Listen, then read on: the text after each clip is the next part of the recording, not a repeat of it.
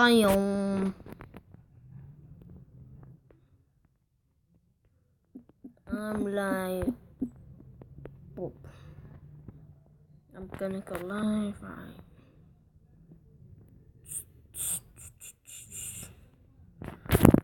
Oh shit.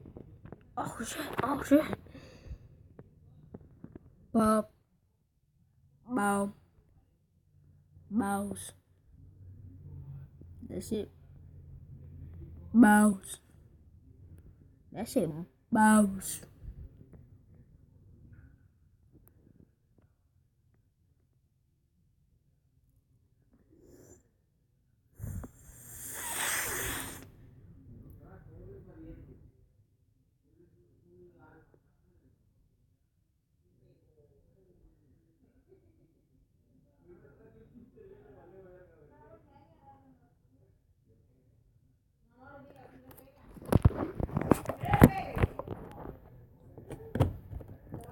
Bam. Bam. Boom.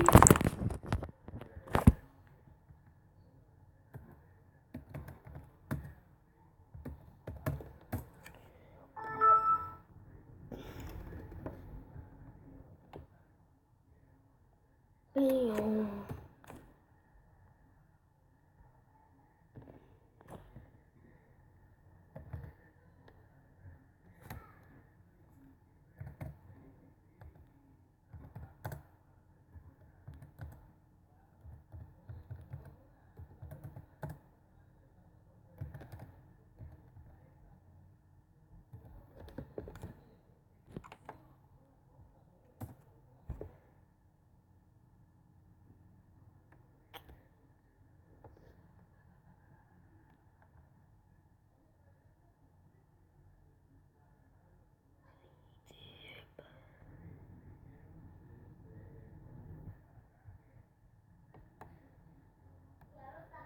Wala.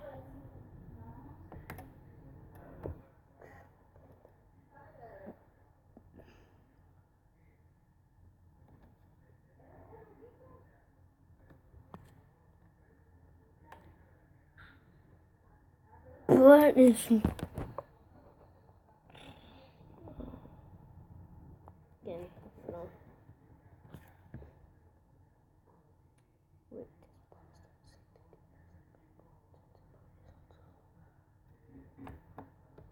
Alright. Okay.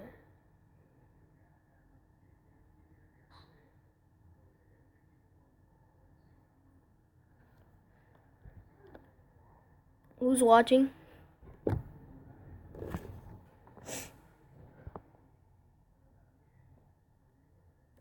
Because I'm gonna need to go on YouTube, aren't I? Okay, YouTube.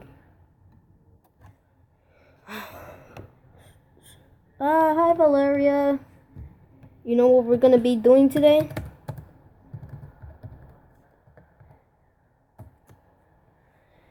Since, you know, it's that time of the year. You know? It's that time of the year.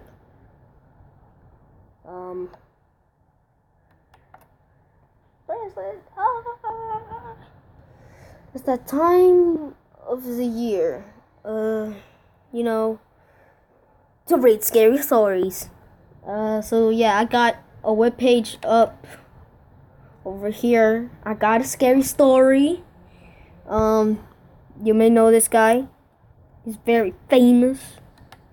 His name is Jeff the Killer. Comment if you know who he is.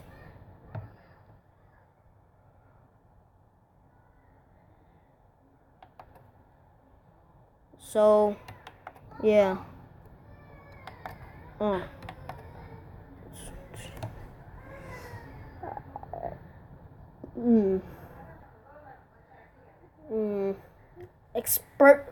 Excerpt from a local newspaper. Oh shit, this shit's real.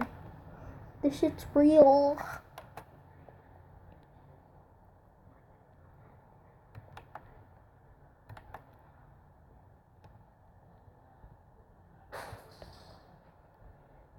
This shit is real.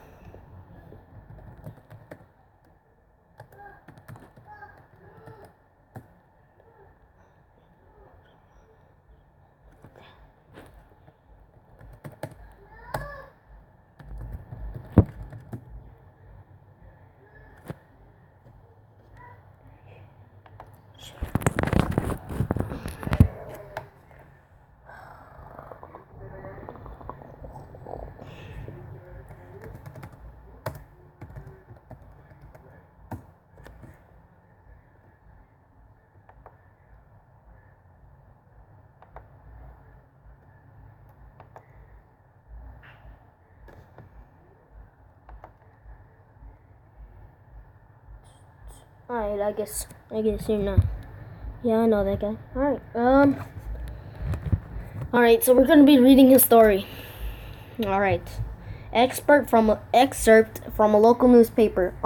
Ominous unknown killer is still at large. After weeks of unexplained murders, the ominous unknown killer is still on the rise. After little evidence has been found, a young boy states that he survived one of the killer's attacks and bravely tells his story. I had a bad dream and I woke up in the middle of the night, says the boy. I saw that for some reason the window was open, even though I remember it being closed before I went to bed. I got up and shut it once more. Afterwards, want some M&Ms?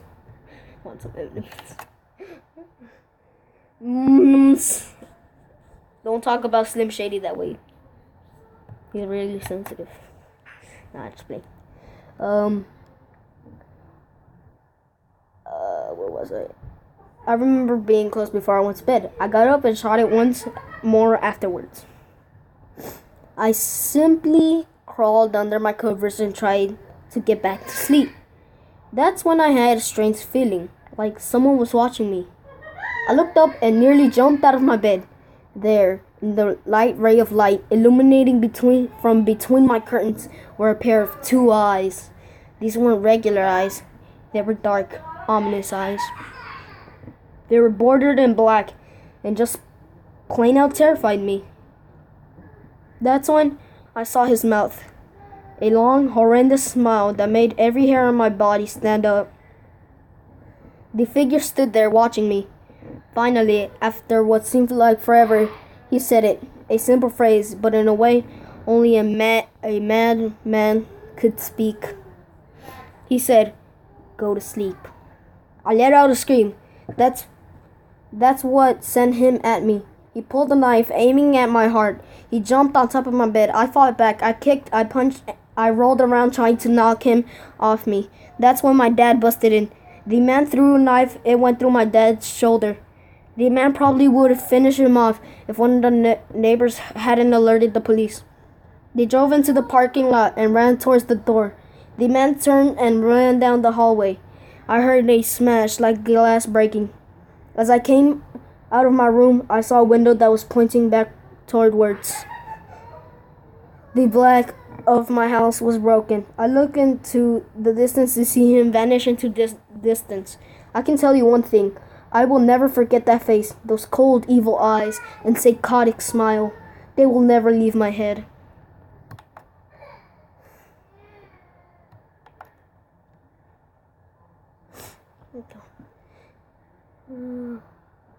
Police are still on the look for this man. If you see anyone that fits the description in this story, please contact your local police department. Alright. Now it's time. After that, we're gonna read the real story. Jeff and his family had just moved into a new neighborhood. Okay, let me turn on the light. You're scared? Or nah? Alright, I'll let you turn on the light. One more Coke?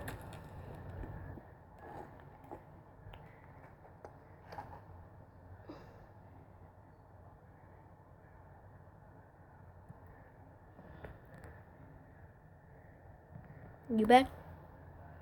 Alright. Jeff and his family had just moved into a new neighborhood. His dad had gotten a promotion at work, and they thought it would be best to live in one of those fancy neighborhoods. Jeff and Lou and his brother Lou couldn't complain though. A new, better house. What's not to love? As they were getting unpacked, one of their neighbors came by. "Hello," she said. "I'm Barbara. I live across the street from you. Well, I just wanted to introduce myself and to introduce my son." She turns around and calls her son over. "Billy."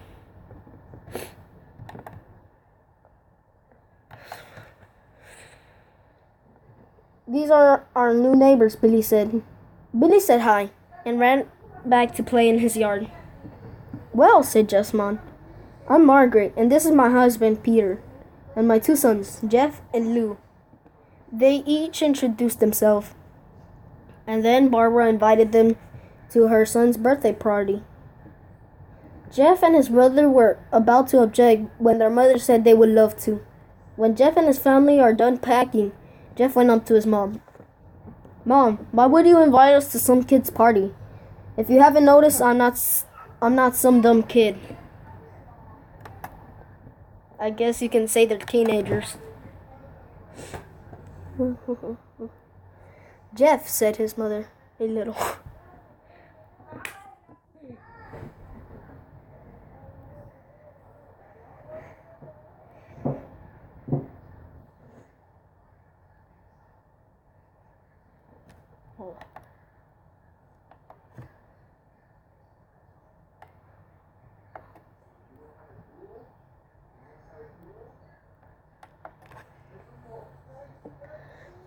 "We just moved here. We should show that we want to spend time with our neighbors.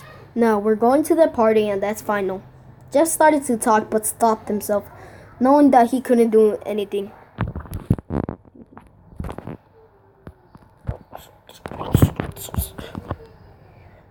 He walked up to his room and whenever his mom said something, it was final. He walked up to his room and plopped down on his bed. He sat there looking at his ceiling when suddenly he got a weird feeling. Not so much a pain, but a weird feeling. He dismissed it as just some random feeling. He heard his mother call him down to get his stuff, and he walked down to get it. Fucking up. Oh shit.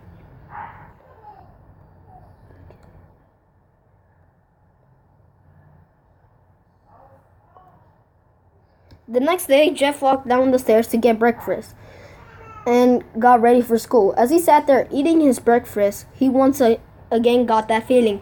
This time, it was stronger. It gave him a slight tugging pain, but he once again dismissed it. As Lou finished his breakfast, they walked down to the bus stop.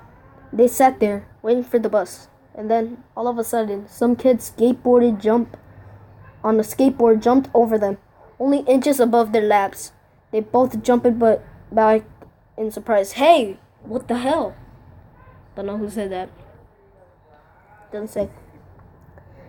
The kid landed and turned back to them. He kicked the skateboard and caught it with his hands.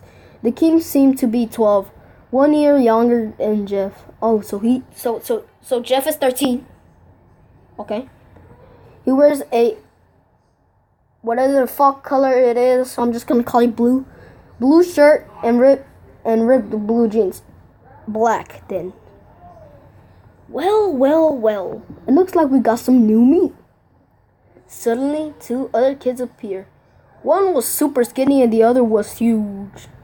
Like I'm talking big mama fat. "Well, since you're new here, I'd like to introduce ourselves. Over there is Keith." Jeff and Lou looked over to the skinny kid. He had a dopey face that you would expect a sidekick to have. "And he's Troy." They looked over at the fat kid. Talk about a tub of lard. The kid looked like he hadn't exercised since he was crawling. "And I," said the first kid, "am Randy. Now for all the kids in our neighborhood, there's a small prize for the bus fare, if you catch my drift." Lou stand up ready to punch the lights off the kid's eyes when one of his friends pulled a knife on him. Tisk, tisk, tisk. I hope you would be more cooperative, but it seems we must do this the hard way. The kid walked up to Lou and took his wallet out of his pocket. Jeff got the feeling again. Now it was truly strong, a burning sensation. He stood up, but Lou gestured him to sit down. Jeff ignored him and walked up to the kid.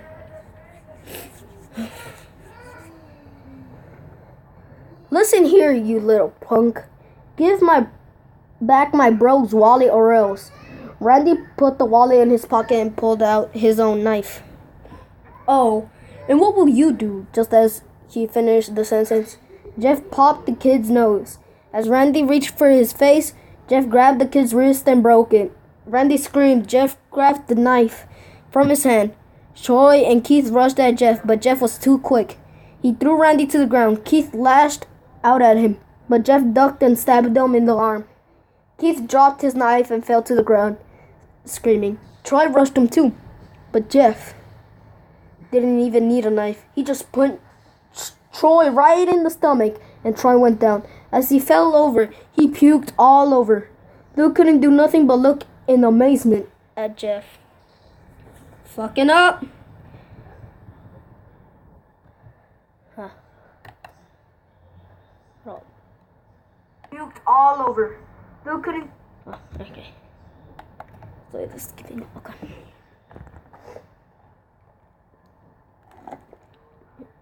If I don't drink that, my voice is gonna get raspy. How do you? Jeff, how do you? Was all he said. They saw the bus coming and they knew they would be blamed for the whole thing. So they started running as fast as they could. As they ran, they looked back and saw the bus driver rushing over to Randy and the others. What's up, Diego? High five. Alright, cool. Yeah, take it. Take it. I'm ready to create the pistols.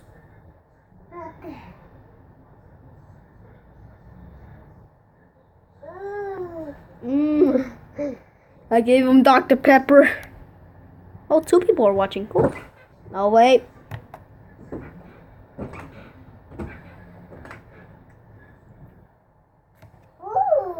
Okay, let me turn it on.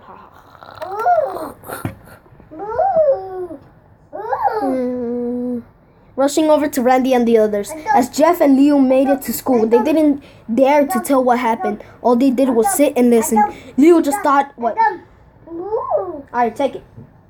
Es tuya. Es tuya. No. Ten. No. Ten. Tus manos, agarralas. Okay, bye-bye.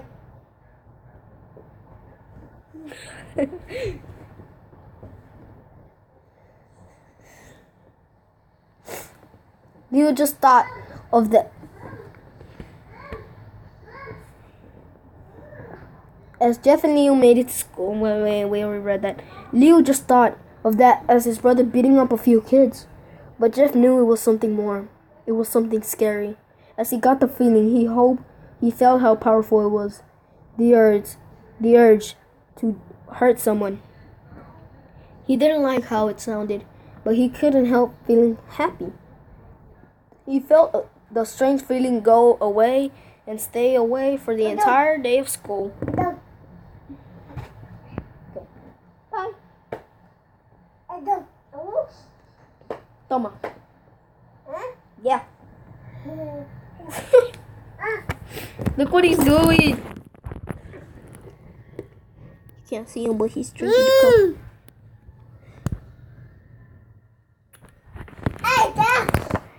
Oh my God, Ray is hot. Oh wait, no, wrong one. Wait, what was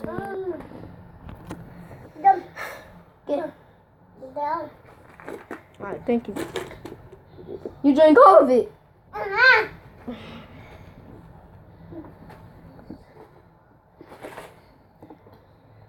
He felt the strange feeling go, okay?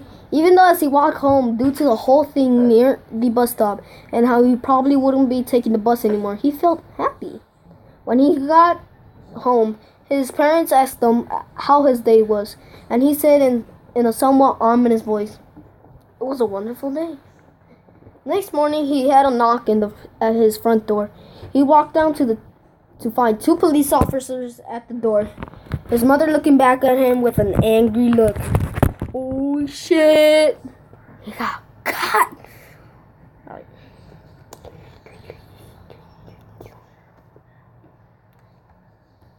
What was this watching? Weird. Jeff tells the officer, Jeff, these are officers tell me that you attacked 3 kids. That it wasn't regular fighting and that they were stabbed. Stabbed, son! Jeff's gaze fell to the floor, showing his mother that it was true. Mom, they were the ones who pulled knives on me and Leo. Son, said one of the cops, we found 3 kids, 2 stabbed, 1 having a bruise on his stomach. And we have witnesses proving that you fled the scene. Now, what does that tell us? Jeff knew it was no use. He could say him and Leo had been attacked, but there was no proof. It was not them who attacked first. They couldn't say that they were fleeing because the truth be told they were. So Jeff couldn't defend himself or Leo. Son, call down your brother. Jeff couldn't do it since it was him who beat up all the kids. Sir, it was me. I was the one who beat up the kids. Leo tried to hold me back, but he couldn't stop me. The cop looked at his partner and they both nod. Well, kid, looks like a year in juvie.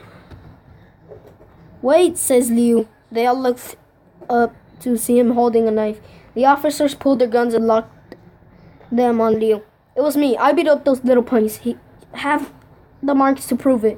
He lifted up his sleeves to reveal cuts and bruises as if he was in a struggle. Son, just put the knife down, said the police officer. Leo held up the knife and dropped it to the ground. He put his hands up over the cops. Fucking up.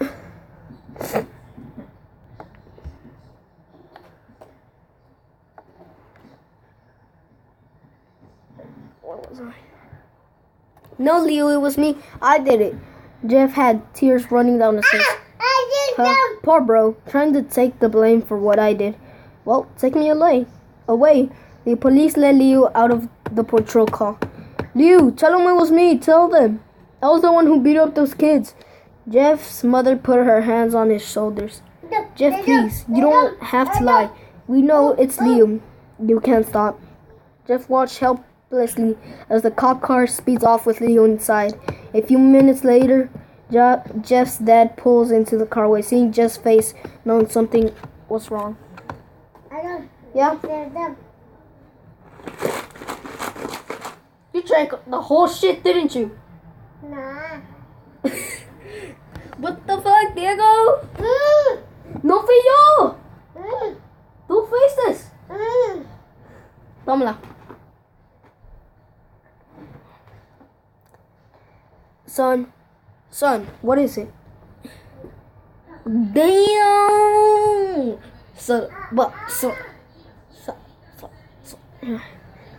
Jeff, son, what is it? Jeff couldn't answer. His vocal cords were strained from crying. Instead, Jeff's mother walked his father inside to break the bad news to him as Jeff wept in the driveway. After an hour or so, Jeff walked back into the house, seeing that his parents were both shocked, sad, and disappointed. He couldn't look at them. He couldn't see how they thought Leo when it was his fault. He just went to sleep, trying to get the whole thing off his mind.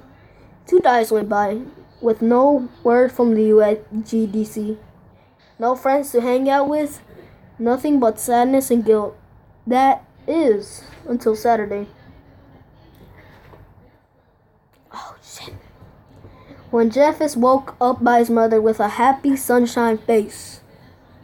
So just take Diego riding on a pit bull. Get. Nanay. Huh? Nanay.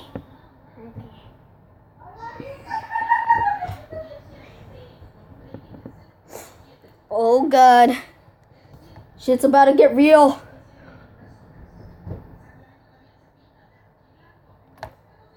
Jeff, it's the day, she said as she opened up the curtains and let light flood into the room. What's today? Asked Jeff as he stares awake. Why, it's Billy's party. He's now fully awake.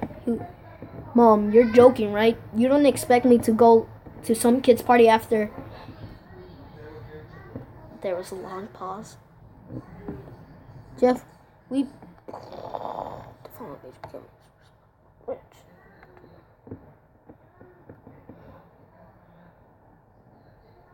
Jeff's mother walked... I think this party could be the thing that brightens up the past days. Now get dressed. Jeff's mother walked out the room and downstairs to get ready herself. He fought himself to get up. He picked out a random shirt and a pair of jeans and walked down the stairs. He saw his mother and father all dressed up. His mother was in a dress and his father was in a suit.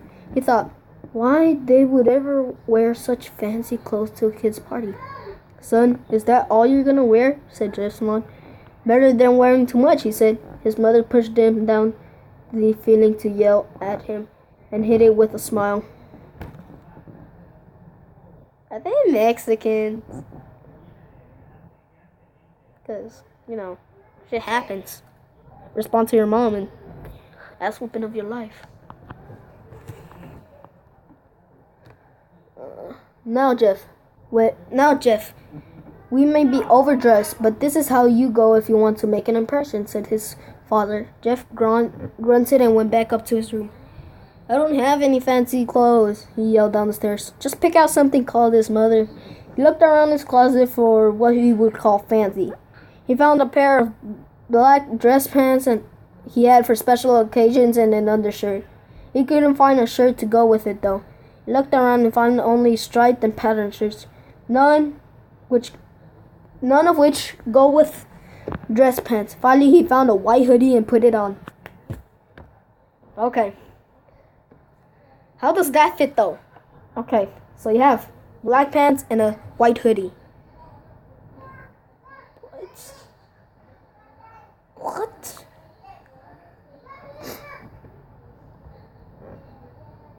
You're wearing that? They both said. His mother looked at her watch. Oh, no time to change.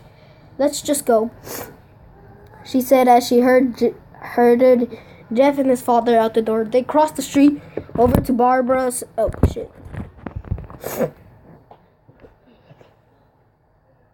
House.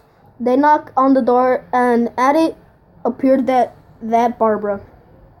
Just like his parents, way overdressed. As they walked inside, all Jeff could see was adults. No kids. The kids are out in the yard, Jeff. How about you go and meet some of them, said Barbara. Okay, let's go. What? What is he saying?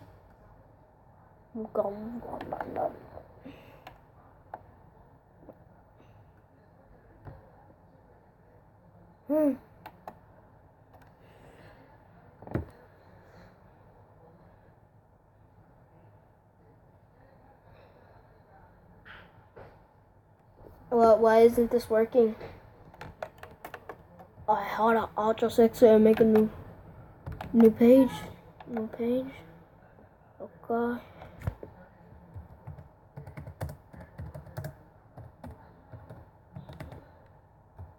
Do I want a free sample?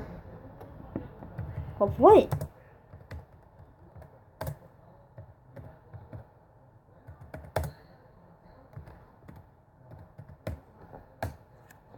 My God, I'm just gonna go to Google it. Google.com. And then I'm going.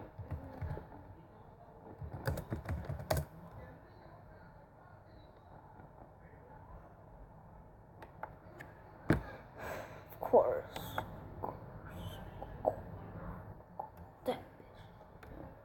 Write your own pastas. Man, fuck pasta.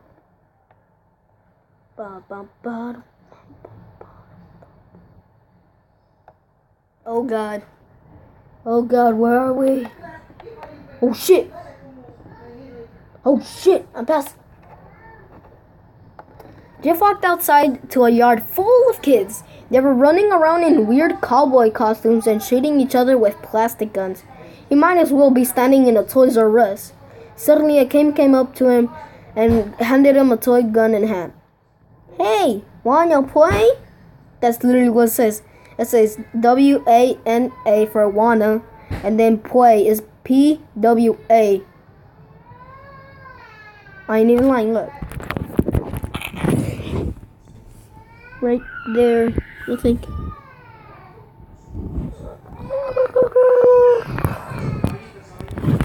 Oh god, my dad's scaring my little brother.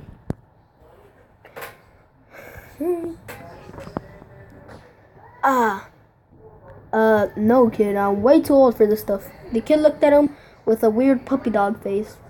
Please, said the kid. Fine, said Jeff. He put on the hat and started to pretend to shoot at the kids. Bang, bang, bang. At first, he thought it was totally ridiculous. But then, he started to actually have fun. It might not have been super cool, but it was the first time he had done something that took his mind off Lou. So he played with the kids for a while until he heard a noise. A weird rolling noise. Then it hit him. Randy, Troy, and what was the other? Keith. All jumped over the fence with their skateboards. Jeff dropped the fake gun and ripped off the hat. Randy looked at Jeff with a burning hatred. Hello, Jeff, is it? He said. We have some unfinished business. Jeff saw his bruised nose. I'm sounding Australian. Crocky. Nose. I think we're even. I beat the crap out of you. And you get my brother sent to GDC. Randy got an angry look in his eyes. Oh no, I didn't go for even, I go winning. You may have kicked our asses that one day, but not today. As Randy rushed at Jeff, they both fell to the ground.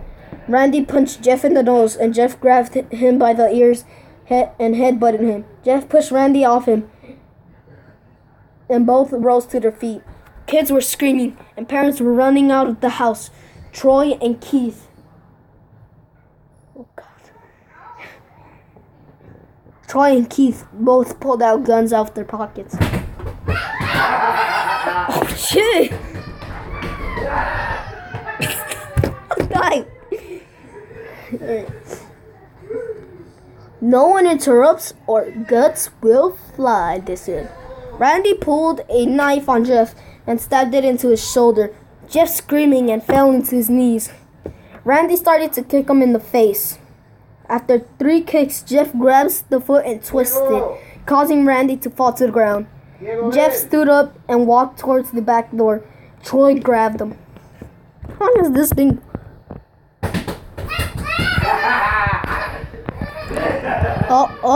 34 minutes. Nice. Randy pulled a knife on Jeff and stabbed it into his shoulder. Jeff screamed and fell to his knees. Randy started kicking him in the face. The way we were running. Need some help? He picks Jeff up by the back of the collar and throws him through the patio door. As Jeff tries to stand, he is kicked down to the ground. Randy repeatedly starts kicking Jeff until he starts to cough up blood. I guess you could say it's his time of the month.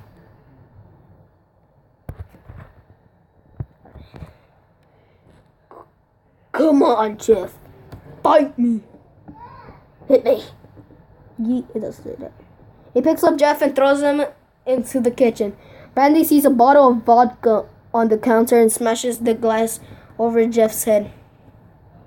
Fight! He throws Jeff back into the living room. Come on, look at me. Jeff glances, looking up, with his face riddled with blood.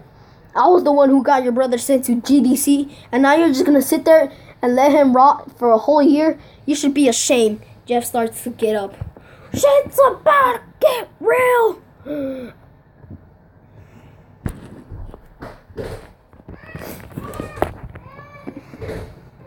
Oh, finally, you stand up and fight. Jeff is now on his feet, blood and vodka on his face. Once again, he gets the strange feeling. The one which hasn't felt in a while. Finally, He's up, says Randy as he runs at Jeff. That's when it happens. Something in Jeff snaps. His psyche is destroyed. Irrational thinking is gone. All he can do is...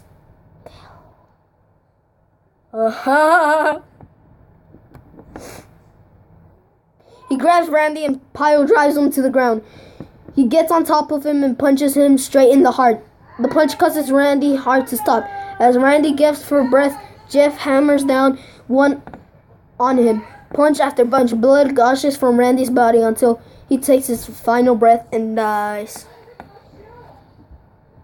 Keith and Troy are left.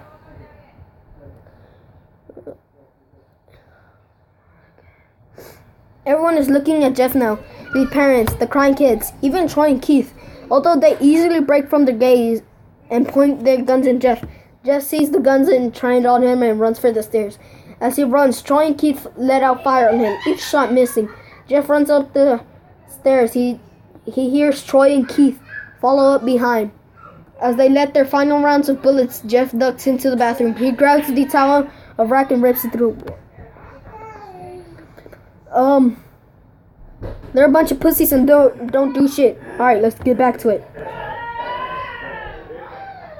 He dropped the knife and grabbed Jeff by the neck. He pushed him to wall. A thing of bleach fell down on top of him from the top shelf. It burned both of them and they both started to scream. Jeff wiped his eyes best he could. He pulled back the towel rack and swung it straight into Keith's head. As he lay there bleeding to death, he let out an anonymous smile. "What's so funny?" asked Jeff. Keith pulled out a lighter. Yeah. And switched it on. "What's funny," he said, "is that you're covered in bleach and alcohol." Jeff's eyes widened as Keith threw the lighter at him. As soon as flame made contact with him, the flame ignited the alcohol and vodka. While the alcohol burned him, the bleach bleached his skin. Jeff let out a terrible screech as he caught on fire. He tried to roll out the fire, but it was no use. The alcohol had made him a walking inferno. He ran down the hall and fell down the stairs. Everybody screaming as they saw Jeff, now a man on fire, drop to the ground. Nearly dead. The last thing Jeff saw was his mother and the other parents trying to extinguish the flame. That's when he passed out. Need ice. Oh yeah, that's ice. Oh yeah. Okay.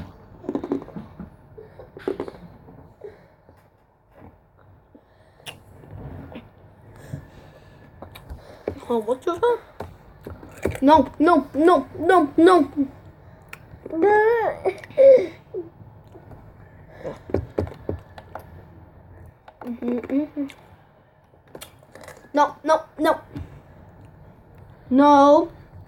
Te voy a bajar, Diego.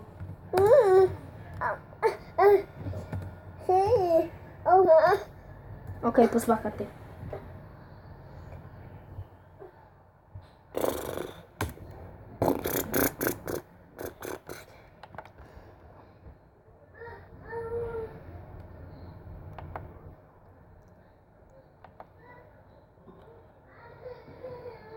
Okay. Okay.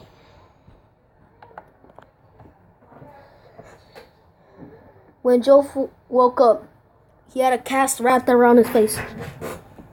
He couldn't see anything, but he felt a cast on his shoulder and stitches all over his body. He tried to stand up, but he realized there was some tube in his arm. And when he tried to get up, it fell out. A nurse rushed in. "I don't think you can get out of bed just yet," she said as she put him back in his bed, reinserted the tube. Jeff sat there with no vision, no idea of what his surroundings were. Finally, after hours, he heard his mother. "Mother!" "Honey, are you okay?" she asked Jeff. Jeff couldn't answer though. His face was covered and he was unable to speak. "Oh, honey, I have great news. After all the witnesses told police that Randy confessed of trying to attack you, they decided to let Lou Go. This made Jeff almost bolt up, stopping halfway, remembering the tube coming out of his arm. Hey, Diego.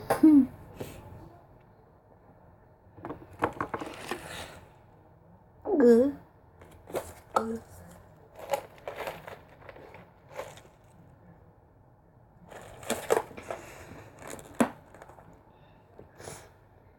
No andes de travieso, Diego.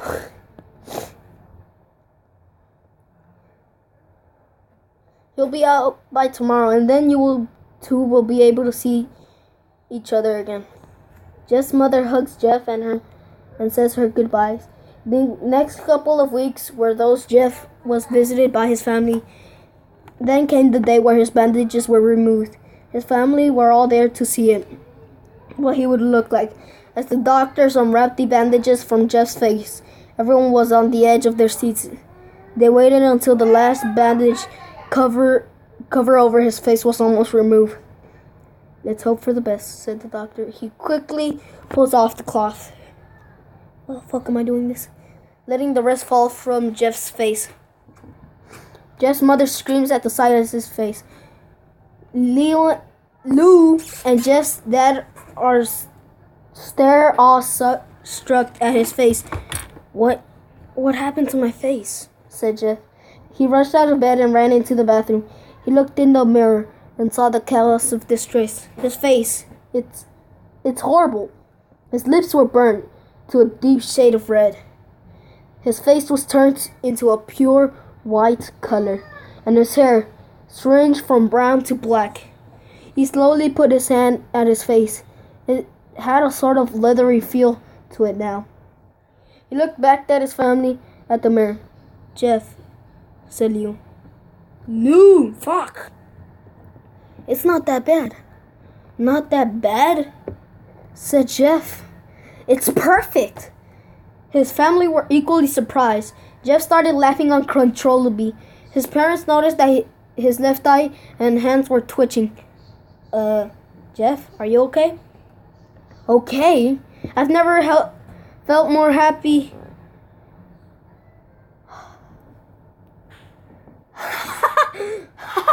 That's literally what it says. Look at me. This face goes perfectly with me. He couldn't stop laughing. He stroked his face, feeling it, looking at it in the mirror. What caused this? Well, you may recall that when Jeff was fighting Randy, something in his mind, his sanity snapped. Now he was left as a crazed killing machine. That is, his parents didn't know.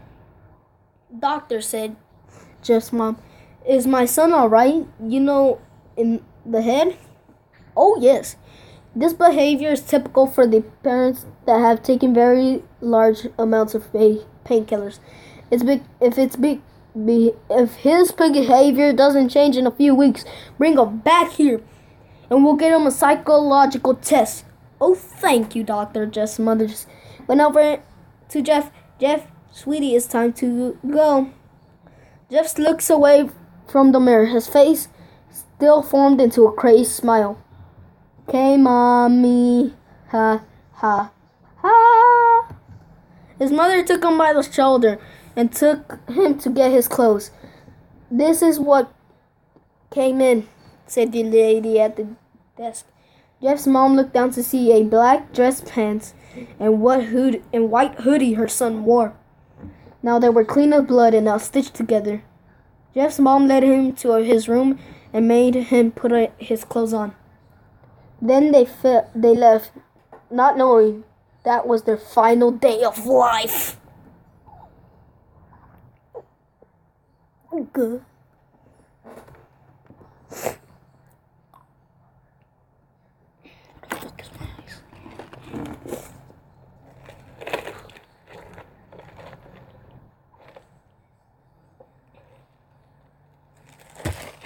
What the hell's wrong with my voice?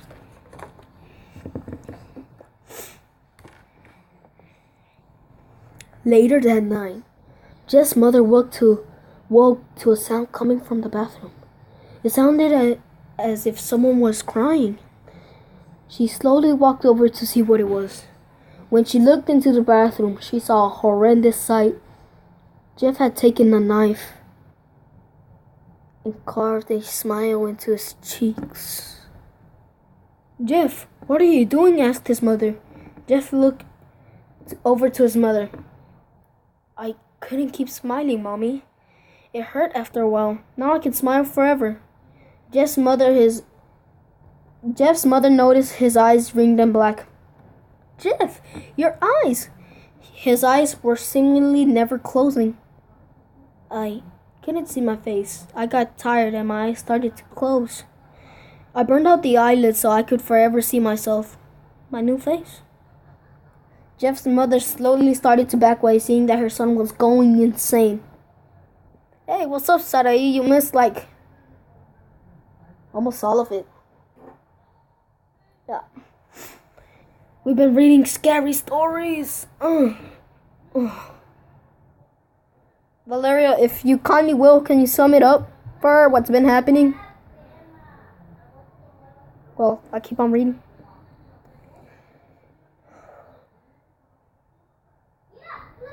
Oh wait, what's wrong, Mommy? Aren't I beautiful? Yes, son, she said. Yes, you are. Let me go get Daddy so he can see your face. She ran into the room and she shook Jeff's dad from his sleep. Honey, get the gun. She stopped as she saw Jeff in the doorway holding a knife. Mommy, you lied. That's the last thing they heard as Jeff rushed them with a knife, gutting both of them. Oh God, there's a weird picture. What the fuck? His brother Leo woke up, startled by some noise. He didn't hear anything else, so he shut his eyes, trying to go back to sleep. As he was on the border of slumber, he got the strangest feeling that someone was watching him. He looked up. Oh, I've been reading scary stories. I'm about to read a short one.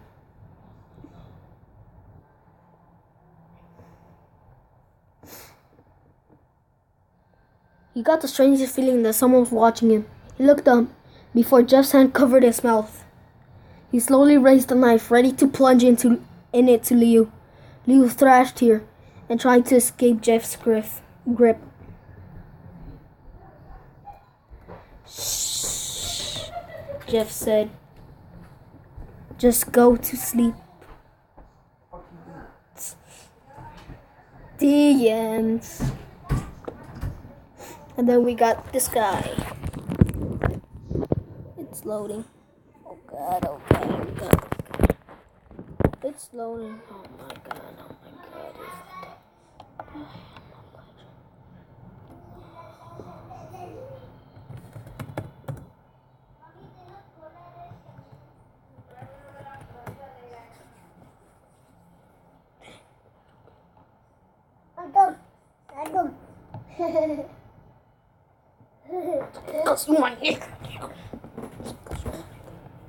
¿No vas a hacer males?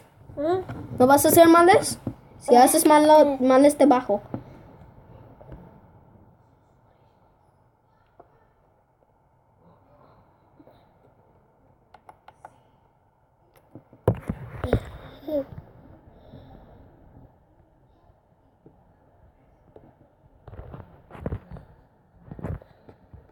Aquí.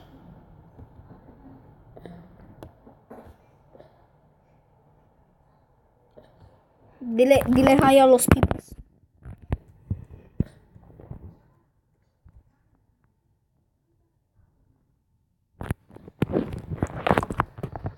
Andas haciendo males.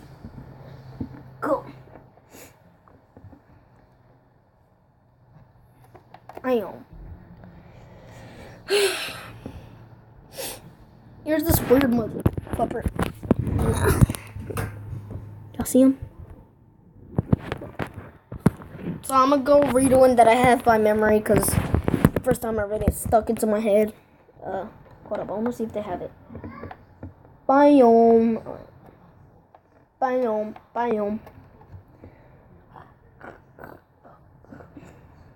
Yeah. If young Diego don't trust you, he gonna shoot you. Oh my god, okay. You're gonna play that? What the fuck? What do you mean, what the fuck? Oh, they saw the picture probably. Okay. Okay. Oh shit. Sorry. Creepy.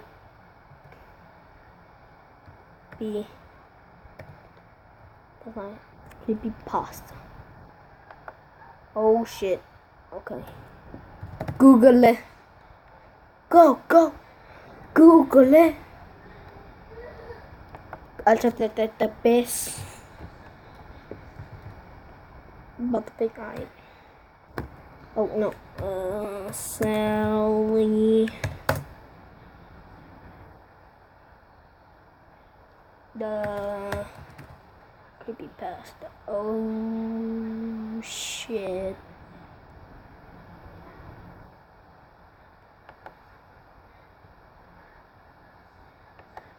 Oh shit. Why is it a little girl with the teddy bear?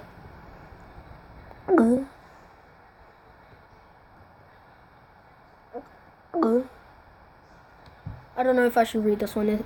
I fucking hate kid ghosts. And it says right here, creepypasta, will you play with me? www.creepypasta.com, beings and entities.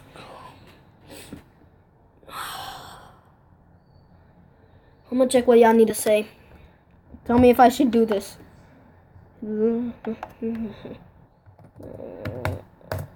Oh shit. Gross.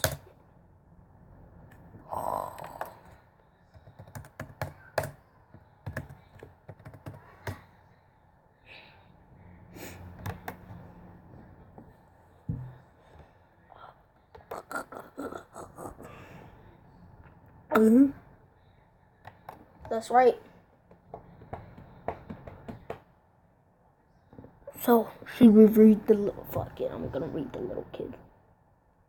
Shit.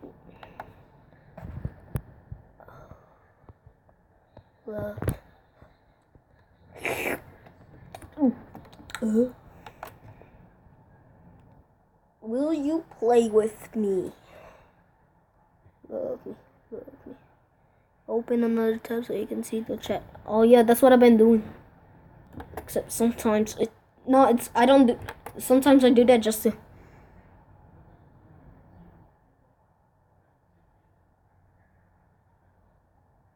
Okay. I piss my pants.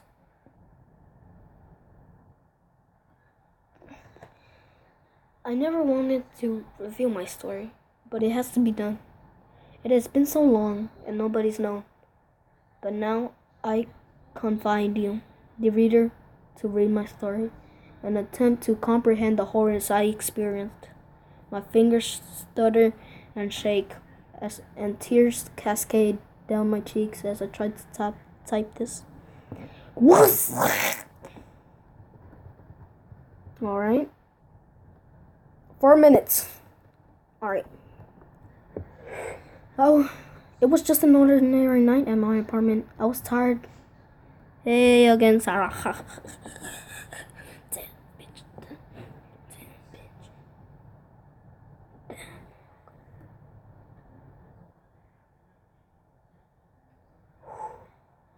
This is about a little girl and I hate fucking creepy kids.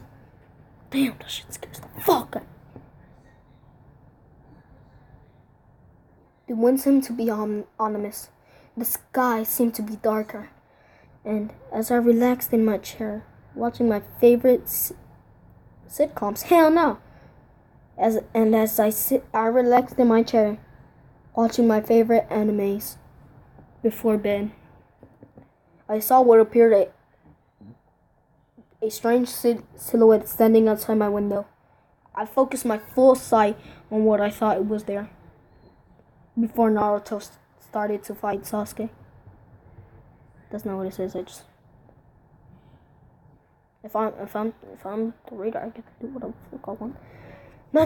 Nothing. Just darkness. I figured I was just overtired. Just a little too much work for today. That's all. I finished watching my show and retired to my bed. As I tried my best to sleep, I heard the door at the end of my bedroom creak. Creak? I dismissed it. Too tired to get myself worked up over nothing. I then got the sense of something was watching me. I tried to shake it off. I just wanted to sleep. Finally, I heard something breathing heavily and slowly. At first, I thought it was me. That I was psyching myself out. So I held my breath for a moment. It was me. I jolted up from my bed and opened eyes. I became frozen as I saw at the foot of my bed a young girl with long black hair, around the age of 6, in a white nightgown. She stared at me with unblinking eyes and a wild smile. She had deep cuts covering her face, and her hands that hung at the side were covered in crimson. We both sat and stood, staring at each other for a good moment, till she let out a horrifying, inhuman scream. At that moment, I tried to race for the door, but she leapt on me,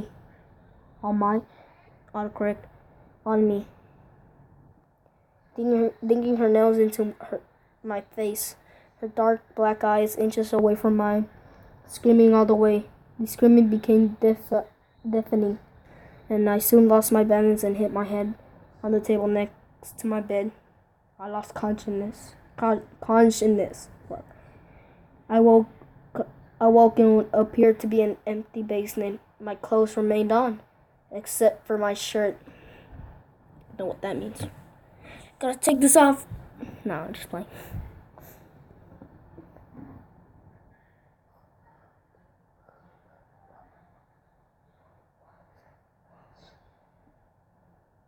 My head was covered in dry blood. I looked at my arms. There were cuts all around them. Writing down words, I found the words read, "Will you play with me?" It was also written on both of my sides. I gazed around the room in horror and found an iron door with blood seeping at the base. I slowly made my way there. There was no sign of the girl, though I fear she may be behind the door. Despite my fear, I had to go in. I had to.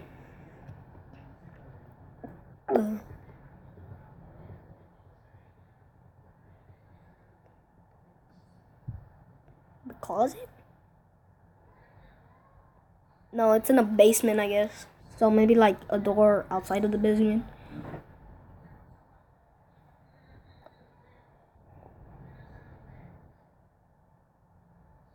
What I saw was horrifying. Bodies lay spread across the wide room all the way to the stairwell. On the opposite of the corner, men, women, children, all laying on them. Cuts on their arms and legs similar to mine. Read, "Will you play with me?" Except these victims had something I didn't have. I looked at a nearby woman in horror. She laid on her back, her stomach split open. Who the fuck are you? Oh wait, that's using that shoe?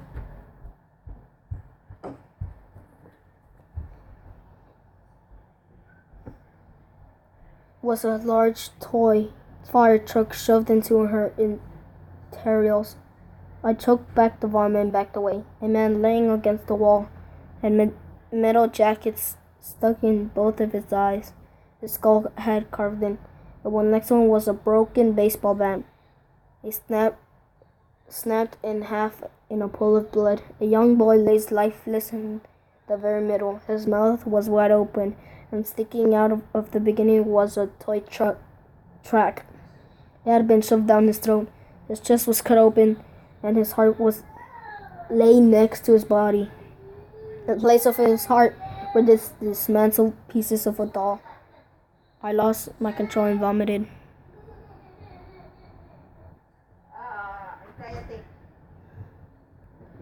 I cried for a moment, but then the thought struck me. Where's the girl? I didn't think this, wanting to know where she was, of course. I thought it was briefly before noticing the stairwell that stood at the corner of the room. I started walking towards it, but then I stopped. Something behind me was breathing heavily.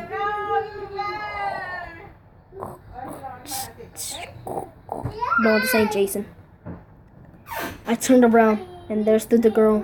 After having stood in the corner in the wait the entire time I was examining the body, she then said in a high voice that pierced my ears with terror, "Will you play with me?" She began screaming. I turned to run away, but she was on me, knife-sharp nails diving into my back and neck. I struggled, and eventually I threw her off of me and onto the ground. I ran.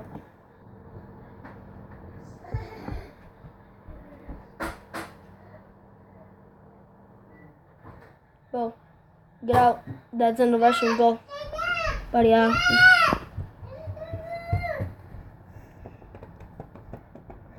I ran for the door, but it slammed shut. I banged it and cursed, blood running down my back. It would not open. She was on me again. I elbowed her face.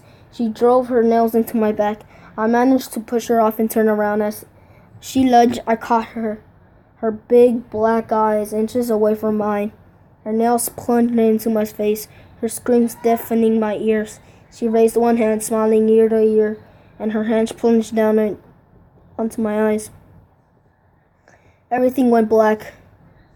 I woke up in the hospital, bandages covering my body, including both of my eyes. A police officer stood in my room speaking with the doctor. They saw I was awake and smiled. They informed me I was the only survivor of a mass murder, and that the suspect a middle-aged man, had been captured. I told them about the girl. They said no girl was found at the scene. They didn't believe me. They told me I should rest. 2 weeks passed, and I was cleared to live. As I exited the hospital, permanently scarred around my arms, face, back, and sides, I passed the waiting room. It had some toys laying on the ground. The game jackets, a toy fire truck, a doll, and a toy track. Sitting with one of these toys was a small girl with long black hair. She wore a white gown. She looked at me and smiled widely. In a voice that pierced every cut on my body, she said, "Will you play with me?" Yo ho ho ho. Yo.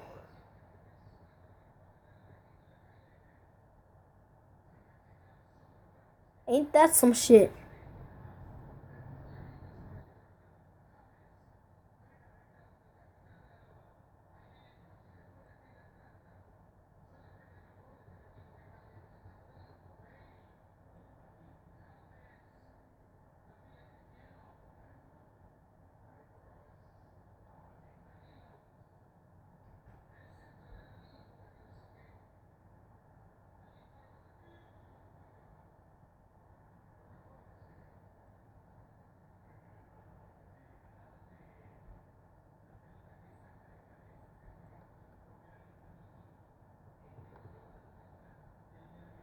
Well, ain't that a bitch? This story got about 2, 3, 4, 6, 7, 8, 9. 9 out of 10 fucking jack-o'-lanterns.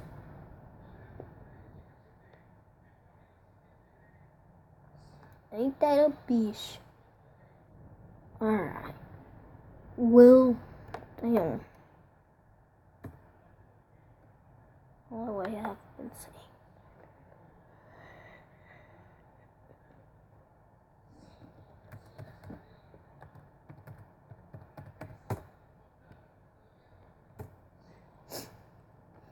Love me, love me.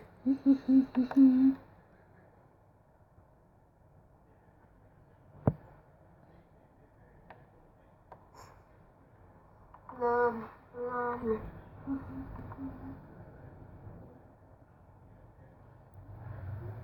Alright. Well, I think that'll be about it, unless y'all want me to tell you, like, one small one.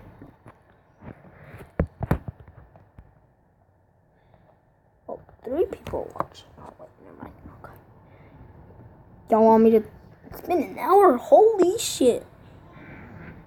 Well, I think that'll be it. Yeah, so I hope y'all like this. I'll be reading more in the future, if y'all want me to. And I hope y'all like the new skit I did, introducing a new character. I'll be reading more in the future. So, peace. Now, let's shut this off. Again. Peace.